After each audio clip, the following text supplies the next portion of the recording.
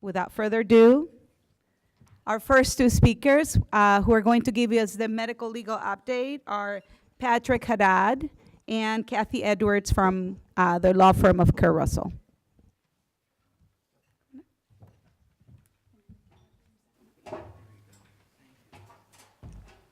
Thank you, Monica. Good morning, everyone. I'm Patrick Haddad from Kerr Russell, and we're going to kick things off with an update on a few topics bearing on the practice of medicine, and I'm going to take the lead to be followed by my partner, Kathy Edwards, and I'm going to speak briefly on three legislative updates that bear on licensed scope of practice. My remarks are going to be short because of the timing of our presentation today, so if there are any questions, if time allows, we'll certainly take them, but otherwise, please feel free to track me down through the contact information which has been furnished to you. So first of all, the first development that I'd like to address is Public Act 379 of 2016, Michigan Public Act.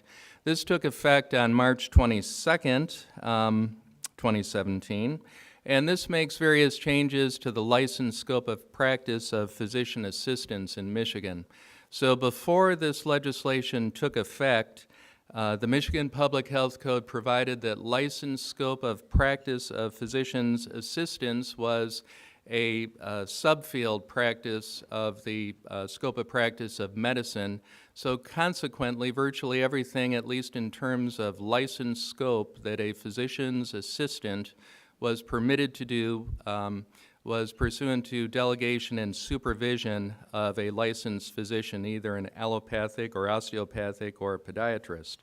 What this legislation has done is to essentially alter the licensed scope of practice so that physician assistants under this legislation will be practicing pursuant to a collaboration agreement that's entered into with the physician who is undertaking that responsibility. Some of the items or issues that have to be addressed in the practice agreement include the following. So there does have to be a process between the physician assistant and the participating physician for communication, availability, decision-making, and other aspects of practice, and that's somewhat similar to the standard that has always existed under delegation and supervision for the continuous availability of communication between the supervising physician and the professional to whom various tasks have been delegated. There also has to be a protocol for designating an alternative physician for consultation when the primary physician is not available. And there are various other aspects of that agreement that have to be in place. There is one sleeper issue for everyone to be aware of, and that is, although the act has taken place so far, rules implementing the prescribing provisions of this act have not been enacted by the Michigan regulators, and I understand that they have acknowledged that there does have to be some rule making in order to fully implement the prescribing authority that is conferred under this legislation to physician assistants, so that would be for both controlled and non-controlled substances. So until that rule-making authority is put into place, physician assistants should continue with prescribing authority pursuant to the traditional, conventional delegation and supervision aspects. So there is going to be a bit of a transition period that everyone needs to be aware of, where the existing delegation and supervision protocols will have to continue until that rule-making authority is fully implemented. Just a few other odds and ends to bring to your attention, which are that under the legislation, a physician assistant cannot undertake or represent to furnish care, only care that he or she is qualified to undertake by training, experience, education, etc. So that's going to be something that's very important. It always was important. It continues to be important for the physician who is the party to the collaboration agreement to vet all of those qualifications and the like. In addition, the legislation does provide that there is no requirement for countersigning of orders. There does have to be appropriate discretion that's exercised on the part of the collaborating physician to ensure that there is appropriate training and experience on the part of the physician assistant. The legislation eliminated a former restriction on the number of physician assistants that a physician could supervise. So even though supervision under this legislation is no longer the operative concept, likewise, the elimination of those numerical restrictions has been brought about under the legislation as well. In summary, I think the legislation is really intended to continue to facilitate access to care and to likewise acknowledge the sorts of things that physician assistants are trained to do and to further enhance collaborative practice modalities between physicians and their physician assistants. So that is Public Act 379. That did take effect on March 22nd. The second development I'm going to address bears on another classification of health professionals, and these are advanced practice registered nurses. And this legislation is Public Act 499 of 2016, which will become effective on April 9th. So we have a little bit of time before this one takes effect. This legislation, for the first time in Michigan,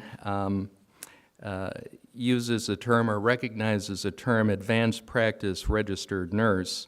And an advanced practice registered nurse under this legislation is a nurse who has been granted a specialty certification by the Michigan Board of Nursing. So specialty certifications for nurse midwives, nurse practitioners, and nurse anesthetists have always been recognized for many years here in Michigan. What this legislation does is for those practitioners, it now recognizes them as qualifying as advanced practice registered nurses with one exception, and that is relative to nurse anesthetists. Under the legislation, they do not qualify and will not qualify as advanced practice registered nurses, and that most likely is due to some of the issues relative to prescribing authority and the like, which I'll address in a moment. There is one other classification which is referred to as clinical nurse specialist.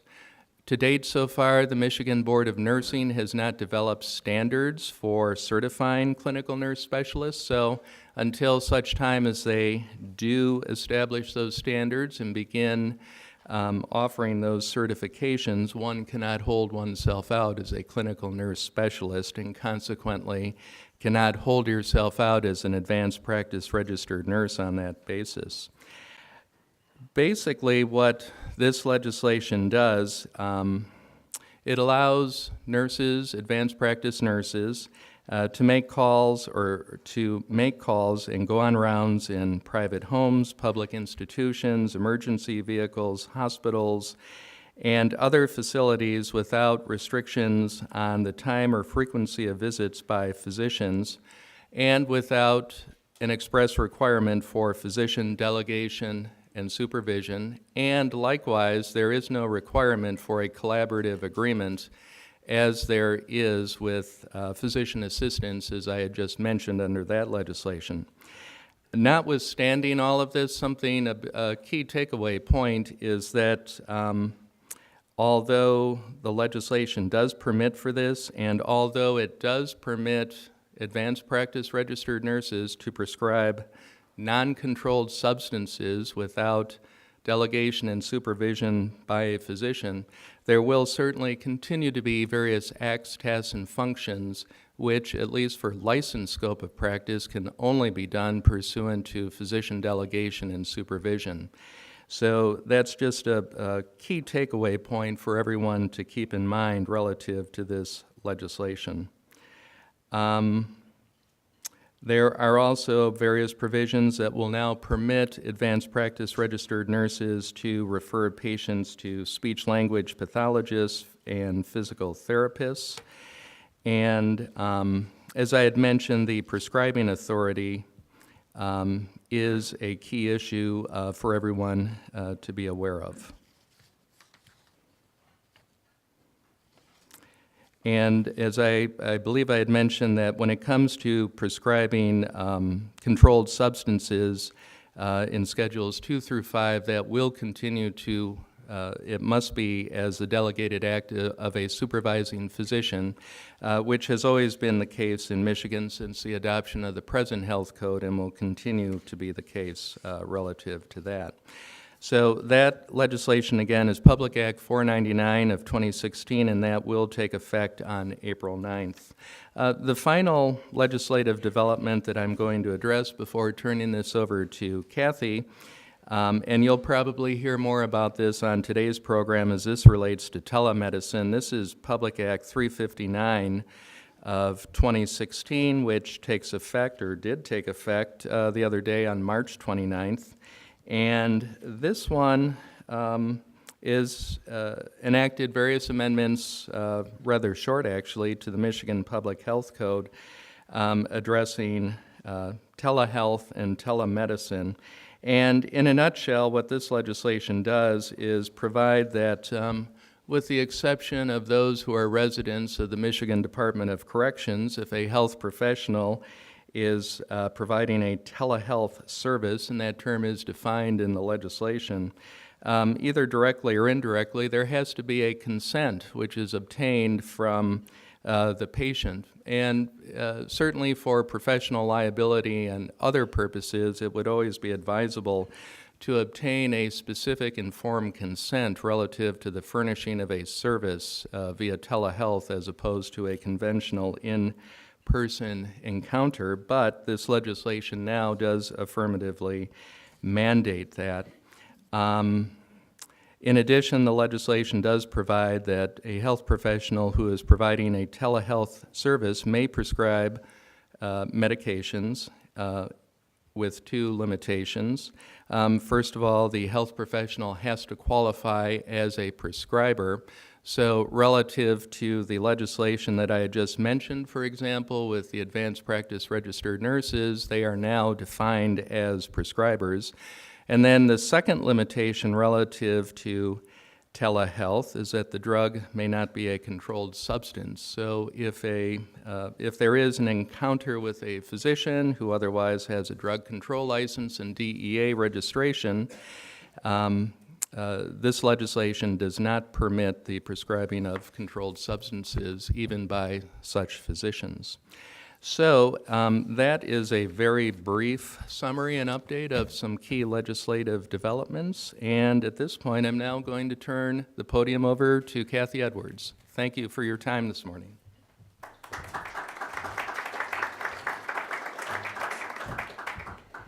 Thank you. This is going to be a brief update, and this, as it is a Friday, this gives you something to talk about when you go out this weekend, so you know something current about what's been going on. Tried to keep it to within the last 6 months. The most important thing from, I do defense medical malpractice work, so I am a little biased to my audience here. But Act MCL 600.1492 goes into effect on April 10th. And what this does is it eliminates the previous Greer loophole. And for those of you who don't know what that is, our collateral source rule was interpreted in a way that when damages were presented at trial with respect to past medical expenses of plaintiffs, there was a discrepancy as to whether they could just introduce evidence as to the amounts actually paid, or whether they could introduce evidence of the amounts actually charged. So that would include charged would mean what would have been charged had there not been the large insurance discount, for example. So this led to a decision which many thought was unfair in the Greer versus Advantage Health case, which in effect a plaintiff had about a $200,000 windfall in an award in medical expenses because of the fact that these amounts charged were able to be introduced into evidence. And this went to the Michigan Supreme Court, and everyone kind of waited for a while, hoping they would turn it around. And they realized, no, this is an issue of statutory interpretation. It has to be handled by the legislature. So the legislature has come down and said, we're not going to be able to do that anymore. It's going to be amounts paid only. So for any of you that have notices of intent filed right now, there may be some plaintiff attorneys rushing to file them before April 10th, because as of April 10th, if they're filed, they're going to be limited to the amounts paid as opposed to the amounts charged. So I think the insurance companies are really going to like this, and hopefully it'll give a little bit more predictability to the awards. In addition to the Greer case, there's a few case law decisions that have come out. Again, I tried to limit it to the last 6 months, although there's a really interesting one in the discovery rule. One is an unpublished Michigan Court of Appeals case called Merchant versus Carpenter. It was decided on August 2nd, 2016. And it was very interesting because normally in a medical malpractice case, we cannot introduce evidence of prior malpractice suits of a defendant. That makes sense. What this case said, though, is that they were allowed to look at Rule 404B and introduce these other acts, which were the physician's tendency to never chart patients' post-surgical complaints in the records. Turns out he had had prior lawsuits where the plaintiffs has all said, I told him this, it's not charted down, this is what happened, this was an ENT physician. And while they couldn't talk about the medical malpractice lawsuits, the court actually allowed the evidence of the fact that he had this pattern and routine of not writing down the patient complaints in the records into evidence. And of course, that case is under appeal. So that is an unusual situation, and it's something that we're probably going to be seeing in some of our motions in limine that we draft pre-trial. Another case, Rock versus Crocker, was before the Michigan Supreme Court, and it addressed a couple board certification issues that fairly predictable. If you're board certified at the time of the malpractice, that's what's pertinent. You can be an expert. If you're not board certified at the time of trial and the defendant is, that's not pertinent. So we kind of knew that. Time of treatment is the relevant time for the board certification for you to serve as an expert.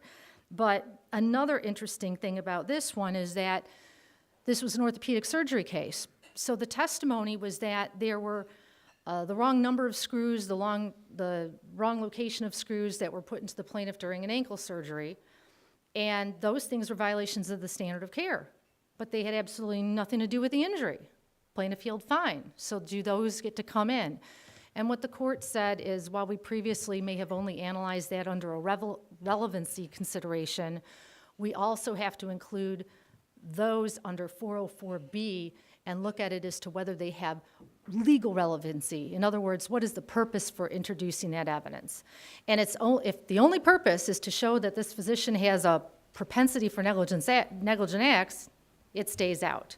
So kind of related to the other decision, and that's also actually a published decision. So we may be seeing some issues on motions in limine now that include more of a consistent 404B analysis. The most interesting case that I think applies to both physicians and lawyers is the Gendrusina versus Mishra case in the Court of Appeals. It was decided on September 22nd, 2016. It's published at 316 MISHAP 621 and deals with a 6-month discovery rule. Most of you probably know that you have 2 years to file a medical malpractice claim, or 6 months after the time that you've discovered that you should have had a claim. And there have been a multitude of decisions on this, and this one is very interesting because this particular plaintiff was seeing his PCP, his primary care provider, for years. Primary care provider had been testing in since 2007, had been showing a worsening EGFR, kidney function. He had lab results in his file, had sent him for an ultrasound that turned out to be normal. But the patient showed up in the ER with flu-like symptoms years later in 2011 and was told he was in complete end-stage kidney failure and would have to have lifelong dialysis. Even though he knew that in January of 2011, it wasn't until September of 2012 that he found his way to a nephrologist's office. And the nephrologist says, why didn't your doctor send you to me earlier? Didn't he tell you you had chronic kidney failure?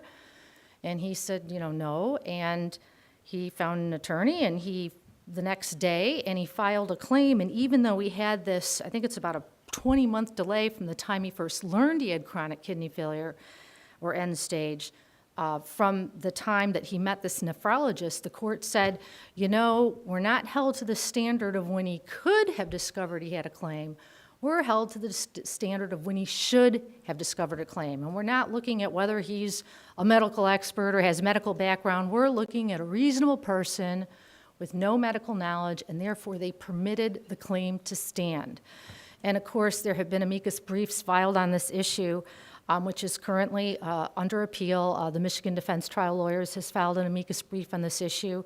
So I think this is actually one of the most interesting decisions to come down. So I think what ultimately will happen is this is going to be very fact-specific driven.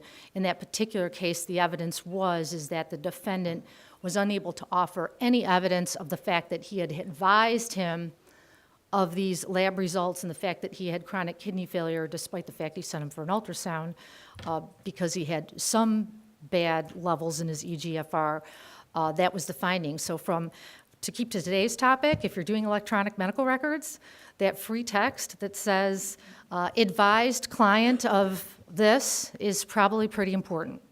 We don't want these statute of limitations issues going on forever and ever, and neither do the insurance companies. They want to cut them off. And this is a lot of unpredictability in terms of knowing when your potential liability is going to end. My time is up, but I promised to talk about the regulatory climate, so I'm just going to do it really fast. You know that you get investigated automatically if you pay $200,000 or more on a claim. That's still going on.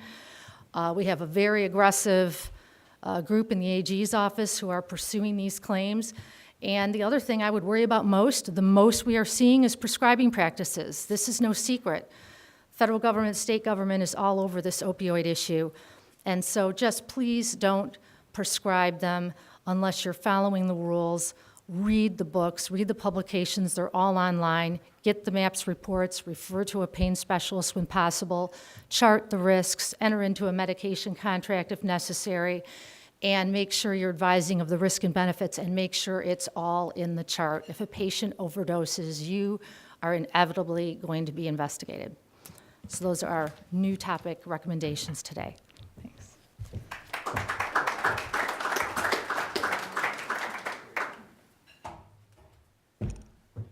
That was great. This is like speed dating. It's speed presenting. Okay. Our next speaker is Dr. Pamela Hackert. She is the Chief of Medical Services in the Oakland County Health Division, and she's going to give us the Oakland County update.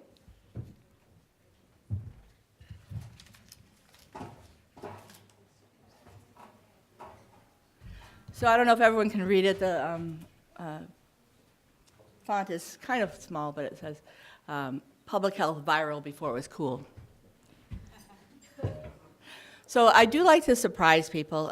So probably even a good friend of mine here would be surprised to know that I was at the Green Day concert on Monday. It was wonderful. But one of the things that surprised, is this too loud? Oh, okay. One of the things that really surprises people is my enthusiastic response when I'll tell them, I have been waiting for this technology to come since I was 5 years old. I mean, seriously, I have been waiting, and I keep thinking, okay, it's going to happen, it's going to happen. And it's finally happening, which is wonderful. And just as an example, I was one of the few people who bought one of those laser discs before DVRs came out, like one of the 1,000 people who bought it. I was a beta tester for Gmail when it came out in April of 2004. That was like by invitation only. So all of my kids have every way you can spell their name and get a Gmail account, just in case they were hacked and needed it throughout their life. So they've got them all covered. And then if anyone here has an iPhone, but they do not use the AirDrop feature, I would really recommend looking at that before your next family gathering. It's wonderful to share photos and videos. So I was really delighted to talk a bit about the technology that we have implemented at Oakland County. So one of the first things I would like to touch on is ECHO, which is a portal system created by Oakland County Health Division last year as a community-wide initiative to serve both as a resource for data, but more importantly, really a place for collaboration of groups to address complex health issues. The agencies and groups include all of our different health systems in the county, environmental groups, educational systems ranging from preschool all the way through graduate medical education at the various hospitals. It includes faith-based organizations, elected officials, to retail companies. Sorry, I got a little cold. Within that go both virtual meetings and then in-person meetings as support for that, get together and make things happen. 3 of the programs that have arisen out of the collaborative efforts of these programs have been the Homeless Healthcare Coalition, which has been wonderful. It provides recuperative facility for people who have just been discharged from the hospital. They're not ready, they don't have a permanent living arrangement, and so they can go there and not have to spend the additional time in the hospital that they otherwise would if the choice is between homeless and the hospital. Also things like Best Start for Babies, which has a wide number of initiatives, and Healthy Pontiac We Can. So this ECHO functions to identify data and information. It creates a snapshot of health in Oakland County. It prioritizes health issues, and then it also allows people to act to improve health issues in Oakland by implementing this community health improvement plan that's accessible and amenable to all. So one part of ECHO that I actually really use often is the data dashboard, and I think that once you know it's there, everyone really in this room will use it. It provides amazing access to data. If you're presenting, if you're trying to write a grant, if you're just trying to understand the community in which you live and work, you will find this seriously a treasure trove of information. I do have the link at the resources at the end of this presentation. So this, it's hard to put it in. It's so dynamic. It goes from the top overall things to really digging down into community data. So I'm not going to go too much into it. Just really encourage you to look. So this is like our county data. Up on the top, it will tell you how it's progressing compared to other counties. But it also has the Healthy People 2020 and how it compares to that goal. And when you look at the specifics, this one here says like arthritis. Arthritis Medicare benefits, and then like cancer, age-adjusted cancer rate, all causes of by the National Cancer Institute, and then it breaks it down into by our county. So it's truly remarkable, a data resource for things that you can do, whether you're an attorney doing malpractice defense, or whether you are a physician trying to write a grant. And so here it also shows that there's trends in the maternal infant well-being. You can do it by zip code level data. You can do it by demographic data. And then this is some of the categories that, I cut off the bottom part, but these are some of the categories that you can break down into that detail. It's got, like, some of the things here are infectious disease, which is what I mostly work with, but it also has oral health, physical environment, population, prevention through healthcare, social determinants of health, public health infrastructure, health behaviors.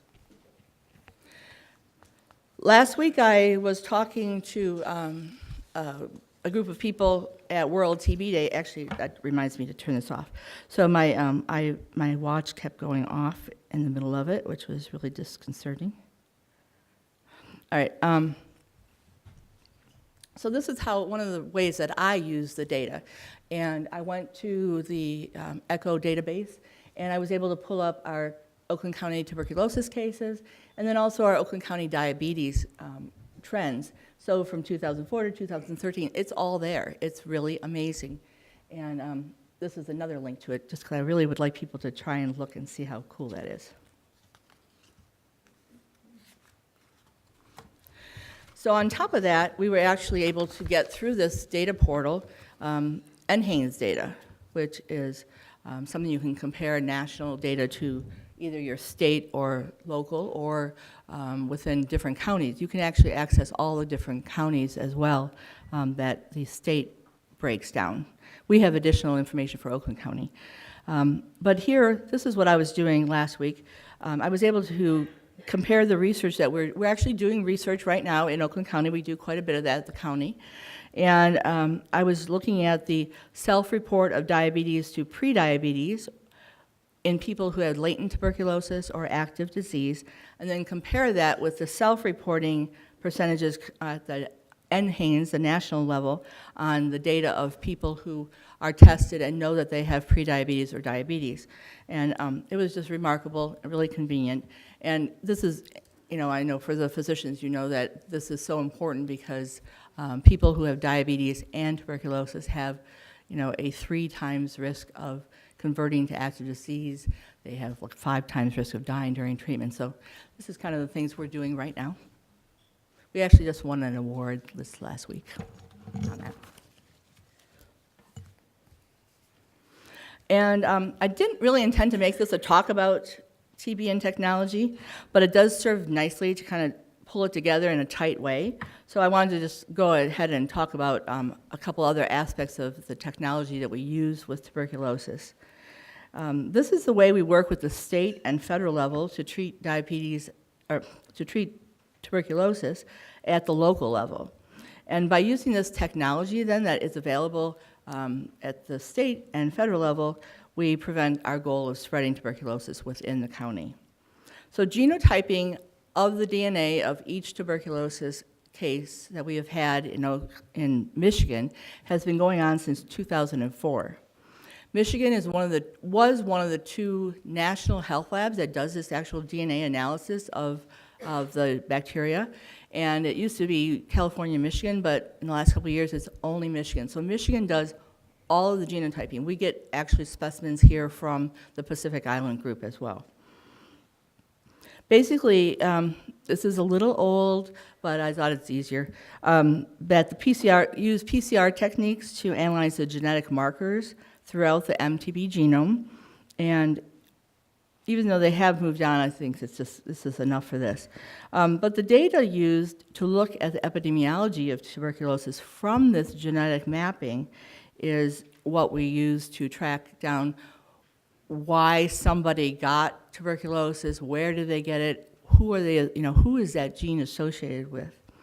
And so basically I'm going to talk just a brief minute about genotype cluster. So a cluster is 2 or more cases that have exact matching genotype results. As time goes on, you get a few mutations, and then you can actually check to see who got it from where, because you can look at the oldest ones and see the, how recently it was transmitted. And I knew already you couldn't see this, but I just want to show you what we get from our lab. This is a cluster snapshot for a particular gene, a particular bacteria for tuberculosis, and they give you this, but they also give you things like this. And this is the really cool part about it. This shows the dates at which a certain particular genotype was found in the sputum of a person with tuberculosis. It's basically a family picture of the, this particular strain of tuberculosis. I know it's too small to see, but these numbers down here at the bottom are the quarters of each year, and then the numbers at the top are the number of cases that were shown. So it looks like, if you think about it, 1 case a quarter, 2 cases a quarter, 3 cases a quarter, there's a spike there for 4.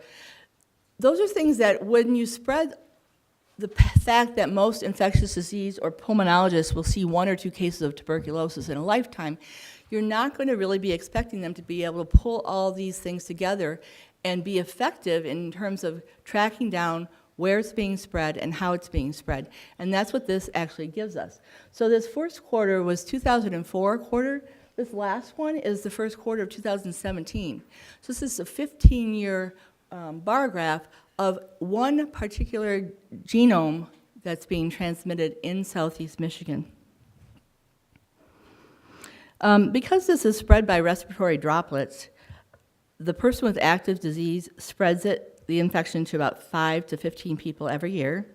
And in Michigan, as a low incidence state, we have about 130 cases of tuberculosis, active tuberculosis every year.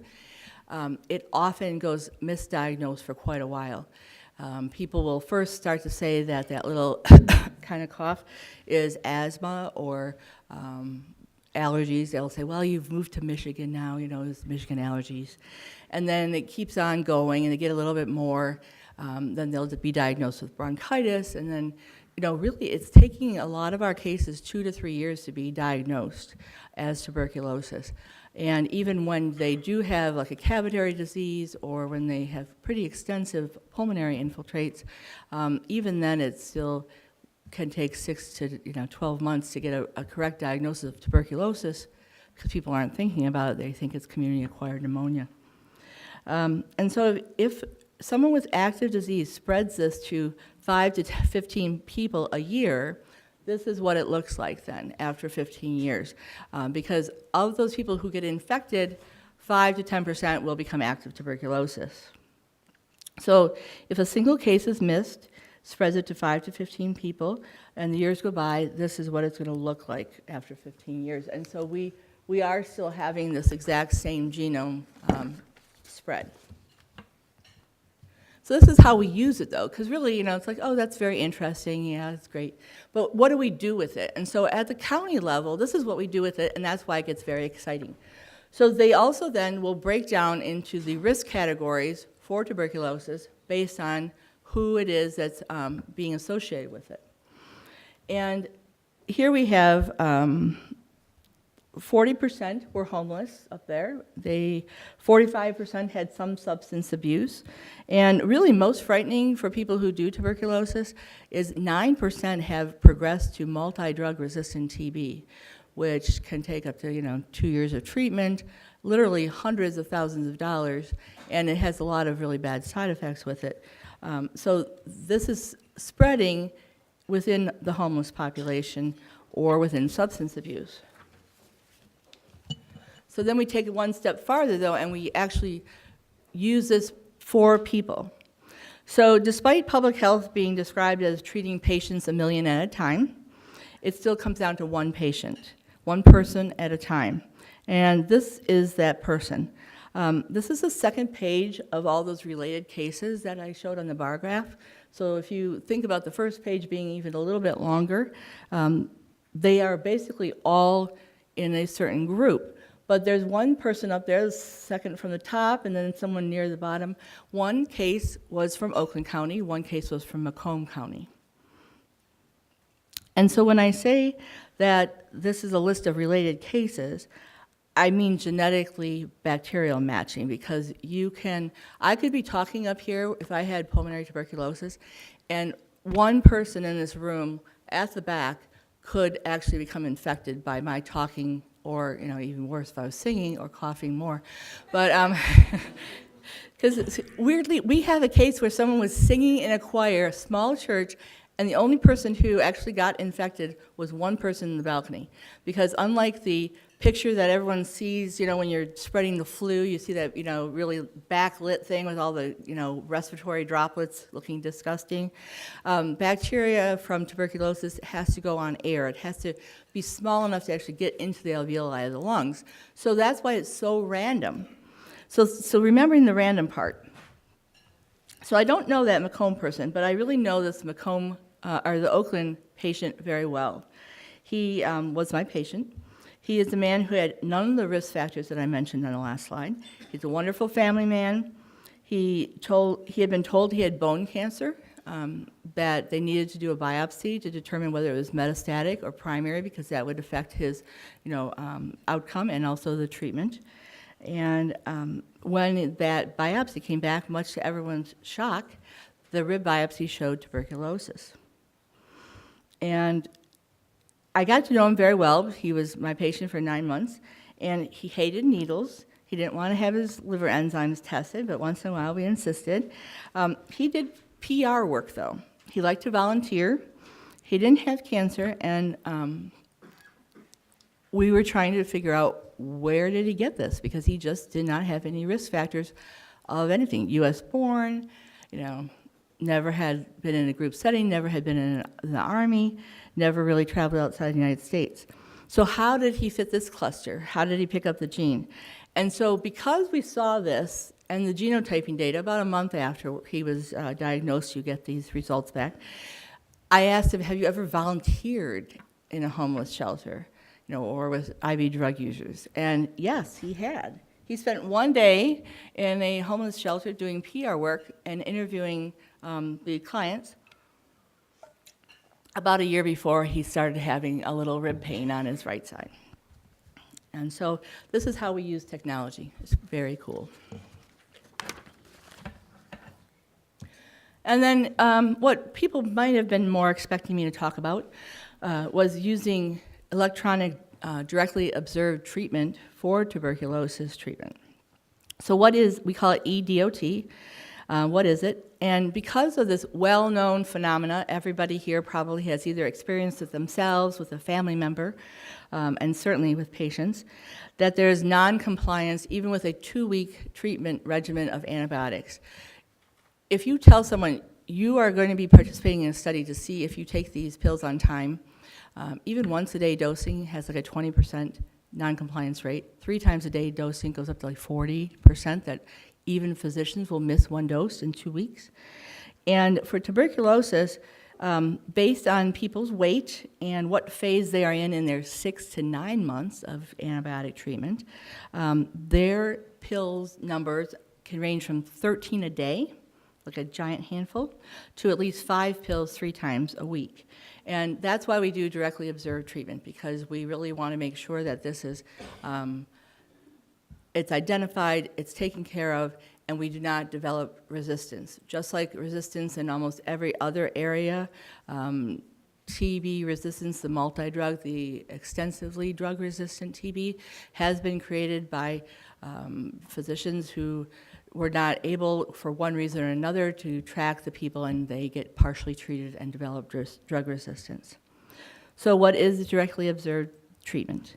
It's simply a trained healthcare provider, and for us, it's one of our 2 TB case managers who are registered nurses, and they watch the patient take medication, and then they monitor, and this is really important, for side effects. These things can be very toxic. We do this for everyone, from physicians, which you'd be surprised at the number of physicians who actually become infected from their patients, to infants. But we try and ensure it's fast, at the patient's convenience, and as unobtrusive as possible. And almost inevitably, if someone is being treated for 6 months, our nurses have been invited to at least 1 birthday party, because we really do make it all about the patient. We go to their house if that's what they want. We have met residents in the cafeterias or in parking lots. We do whatever it is that will make this easier for them. So in the past few years, as our patients' comfort with technology increased, we started using video DOT. First, it was for patients who were traveling, because if that dose was not observed, it didn't count to giving them a completed treatment letter, which they needed for the CDC at the end of their treatment. And it also then could extend their treatment even longer. Then we started doing it for people who had alternative work schedules. They might be working a 3 12-hour shift, and we would do it for them because of that. But we found people really liked the convenience. It made DOT less of a burden, and our nurses could see the patients still once a week to make sure they weren't having any side effects, but then they could do the video DOT otherwise. So our current method uses FaceTime. At an agreed-upon time, the patient calls our nurse's cell phone. We do not record it on the phone. We just note in the chart, that they have no side effects, that we watch them take it. And if any side effects are noted, our patients are told to hold the medicine, we'll come visit you. So we actually go out immediately and see them face-to-face. But here's the question. Is the use of FaceTime HIPAA compliant? And so the answer, of course, because this is a lot of lawyers as well, and I am one of them as well, is well, yes, and potentially no. Certain technology is clearly non-compliant. Other technology can be utilized in a HIPAA-compliant manner. And while still other technology is designed to be HIPAA foolproof as possible, as much as possible. With that said, there's still the caveat that no piece of technology can make you compliant, because only people really can be HIPAA compliant. And how you use that technology is ultimately what determines whether you're compliant or not. So regarding FaceTime, I actually really like this car analogy. So if you buy a new car, brand new car, and you drive it like a wild person, then it's not you're breaking laws. You know, you're breaking different motor vehicle laws. However, if you take that same car, you drive it perfectly, but you don't insure it, then you are already just innately breaking the law because you don't have insurance on the car. And that's kind of what happens with HIPAA-compliant products. It's how the person uses it that determines whether you're compliant or not. So looking exactly why FaceTime can be HIPAA compliant, but something such as Skype or WhatsApp is not. This is a iOS security white paper put out just this month, and it says that, page 44, FaceTime is Apple's video and audio calling service. Similar to iMessage, FaceTime calls can be used with the Apple push notification service on initial connections to the user's registered devices. The audio-video contents of FaceTime calls are protected by end-to-end encryption, so no one but the sender and receiver can access them. Apple cannot decrypt the data. This is what's the difference between Skype or WhatsApp. These apps do have the ability to store some of the data and de-encrypt it if they chose. Recall again, though, that in 2013, HIPAA was updated with the Omnibus rule, which included changes to the privacy rule and also new rules regarding breach of notification of portions of HIPAA. Basically, it added that any vendor to a covered entity that creates, receives, maintains, or transmits public health information is a business associate. In order for that covered entity to be able to work with a business associate, namely Apple, and remain compliant, they must have a business associate agreement with that vendor. Apple does not do that. The business associate agreement is not a contract for services or a typical non-disclosure agreement. It basically just is saying that the business associate is assuming responsibility to be HIPAA compliant for any personal health information that might be shared. So at first glance, you really would think, okay, Apple does need to be a business associate, and they certainly are not in the practice of signing anything like that.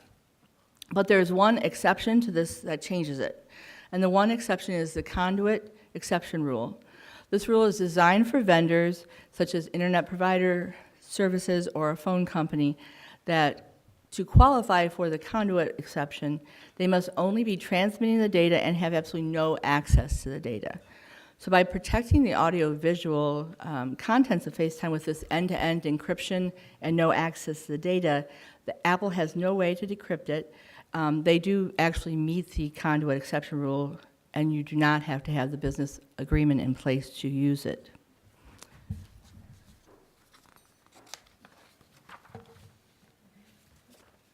So what are the next steps for HIPAA-compliant text and video? Well, FaceTime is HIPAA compliant. Just like the car analogy, it's possible to use FaceTime, though, in a non-compliant way. The big thing to consider with FaceTime is that you also share video alongside with oral communication. And because FaceTime or video is involved, there's mistakes that can be made that would make FaceTime non-compliant. For example, if our nurse is on FaceTime, we have taught them to turn so that their back is to a blank wall, so there's no risk that someone on the video could actually see like other people's files on their desk or on the computer behind them. And we do have these just 2 nursing case managers. I work very closely with them multiple times a week. They're very closely supervised, and that is actually another reason why I feel comfortable that they're using FaceTime in a compliant way for these patients on eDOT. However, there's many different ways that we could use electronic DOT, or just the capability of using something that would be a HIPAA compliant platform, because we're not really fully utilizing the possibilities or other services because of HIPAA concerns. So next steps would be to fully embrace a HIPAA-compliant platform which can deal with storage options, provide things like communicating lab results, and give more education than what we can currently do. Right now we have people come back to the office. That's a lot of effort. Or we might tell someone by phone, but then you can't really show them things, which is great for being able to educate people. So I would really like to have a HIPAA-compliant platform that everyone could use. We could also get pictures of receipts or menus that we use in foodborne outbreaks instead of having our nurses, just meticulously ask them a 3-week food history, which is almost impossible. So what is the difference about messaging apps for HIPAA-compliant texting? From a user point of view, there are very few differences between these messaging apps. The differences that users will notice are that messages are automatically deleted after a predetermined period of time, like Snapchat. And after an automatic log-off function exists, that the user will have to log back into the app the next time they want to use it. And these functions are in place to prevent the unauthorized disclosure of personal health information, which is something that if you don't log off your desktop computer or a mobile device is left unintended, people can access it. Additionally, I think my last point is that from an administrator point of view, activity on HIPAA-compliant messaging apps is monitored to ensure compliance with HIPAA and organizational usage policies. You can get audit reports that assist with the preparation of risk assessments, and you can also pin lock the app if the device is lost or stolen. So here are some of those links that I had mentioned, and I really, if you've never tried the data that's on this, it's astonishing. So thank you very much.